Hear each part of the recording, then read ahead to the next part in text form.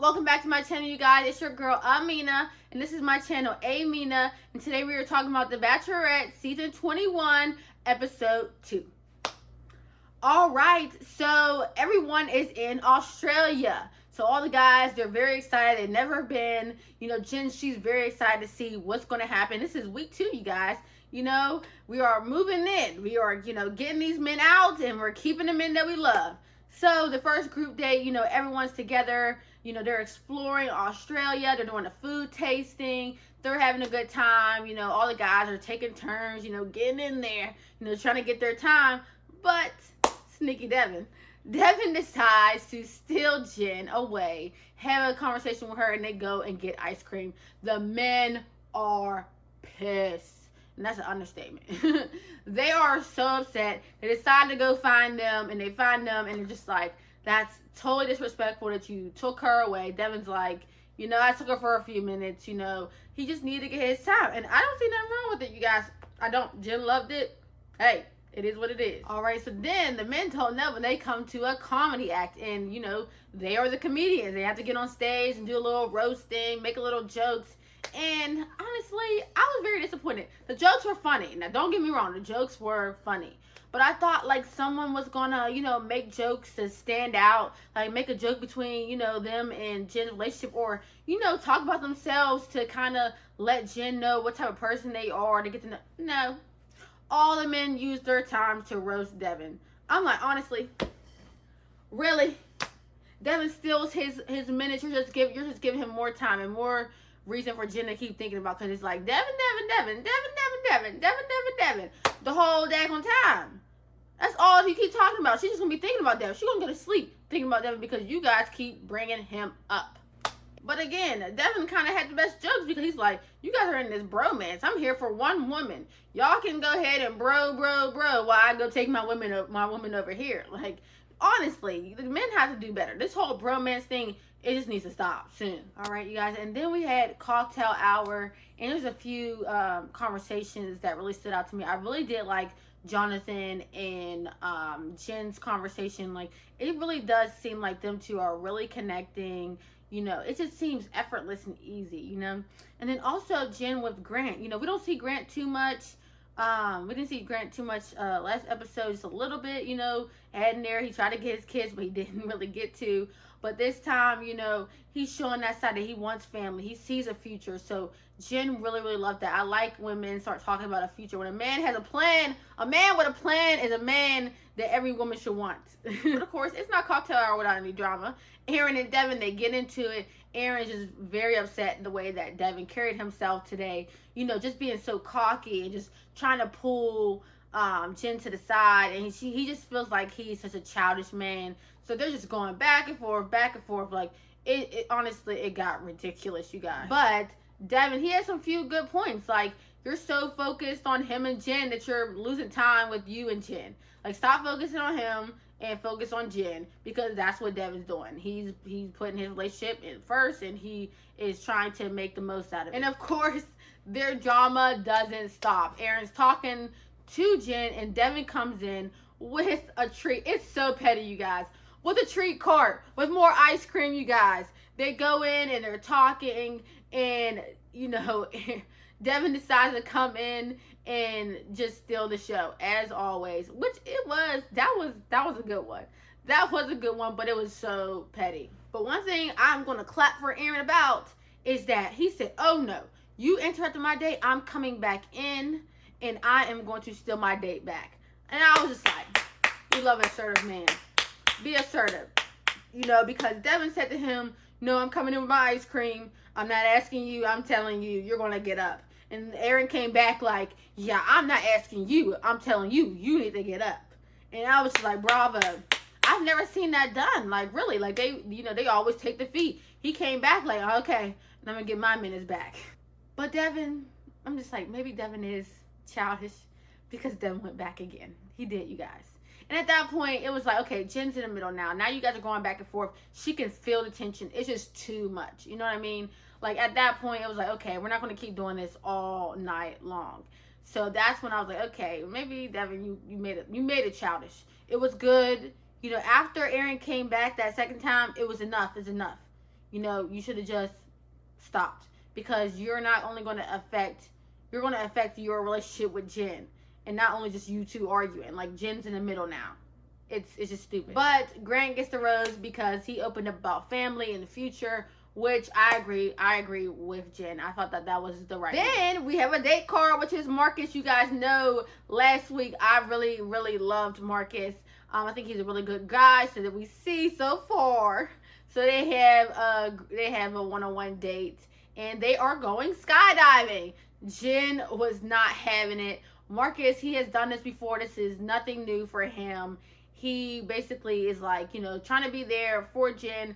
So I'm like, okay, how is this going to go? They get into the airplane. They're going up in the air. Jen is just not comfortable. Like, you can see her looking out the window. I will say, I wish, Marcus would have put his hands on her or tried to kiss her or talk to her to distract. Like, they were very quiet in that, helicopter. They might have said a few things, but, like, I feel like Marcus could have did a little bit more. I don't know.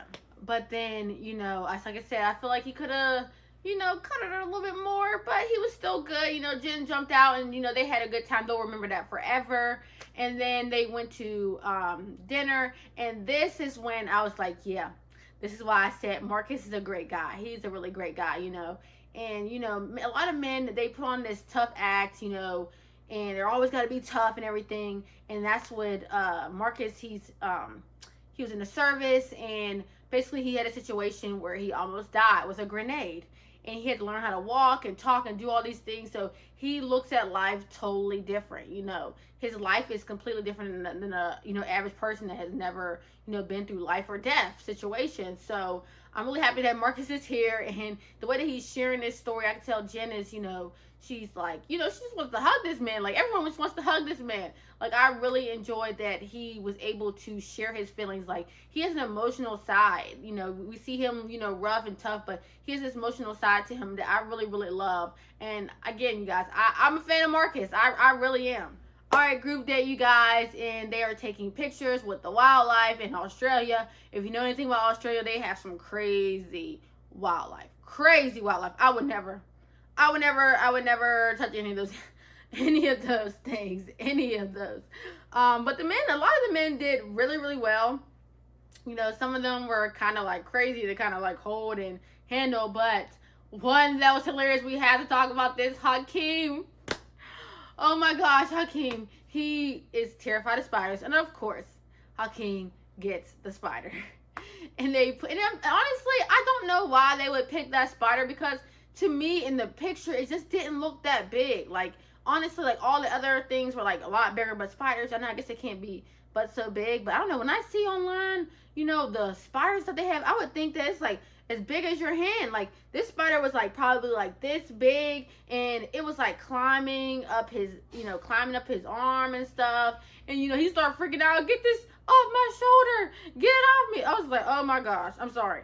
That, to me, if you can't be a man that can kill my bugs, you ain't the one for me.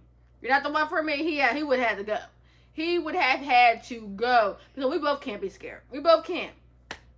But Dylan actually got the one-on-one with Jen because, he stepped in and helped Jen with the snake. He did seem, he seemed confident with it too. It wasn't too bad. Dylan's always been in the back. He wasn't really this, we didn't really see too much about him with the first episode.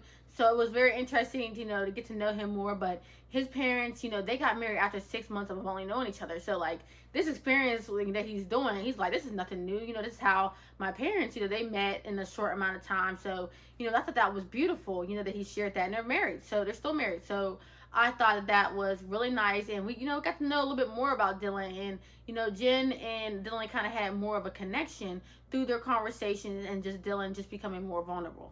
So then we had a big cocktail hour. The group date number 2, they didn't get, the extra cocktail hour that they normally get. It was the big cocktail hour, and all the guys, they went on an agreement that the guys that didn't get their cocktail hour after their group date, that they were going to get to go first, because all the other men, they had their one-on-one time with her and they didn't. But of course, Devin is a rule breaker. He's not listening to that. He pulls her first. Everyone's like, what the hell? Like, we all agreed that this was what we were going to do, and Devin went and go. I'm just like, Devin, you're just making this case hard. Okay, now this one, I was just like, eh.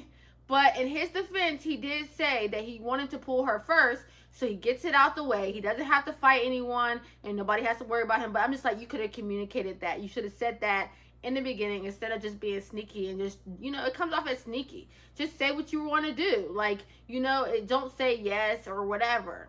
He didn't say that he wasn't going to talk to her, but like he made it that he wasn't going to be one of the first. The guys did not have any time at all. And one of the people that were very upset was Thomas, so much so that he went all the way upstairs and he pulled Devin to the side and they had a little bit back and forth. And Thomas like, hey, like you said you weren't going to do this. And Devin was like, no, I didn't say that.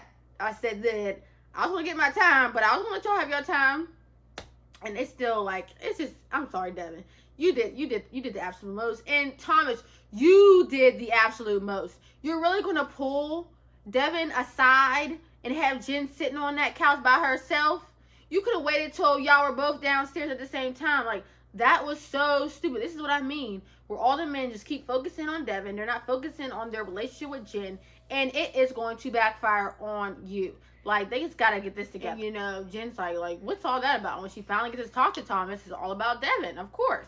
And Jen is actually upset that, she's like, you guys don't get to choose who I get to spend time with and when and how. This is her journey. And I mean, I guess I kind of understand, but I also feel like, Jen, you're being upset for no reason. You need to be mad that you was on that couch by yourself and he decided, I'm like, I don't want to talk to neither of you. Next. Put a next card up. Next. That's how I feel. But and then ending cocktail night, we have Sam and Jen. And you guys, I told y'all the first episode, they were doing a lot of kissing. And this physical connection is just growing stronger. Each episode, like, this is the second episode, and they're just getting stronger and stronger and stronger with these makeout sessions. I'm just like, is there anything else? Are you guys going to get deeper? I really hope that, the physical matches the emotional. I really hope that is the case. Like, am I the only one that heard when they were, like, talking and stuff that Sam said to her, let's keep this PG? So, when were y'all keeping it PG-13? So, you know that y'all are keeping it PG-13 or rated R. Or rated R. For ABC. It's a little bit almost on the edge of R. I feel like they need to tone it down a little bit. They need to tone it down just a little bit. But as always, you guys, comment, like, and share this video. Let me know who are your top 3 for this week, and I'll see you guys next time.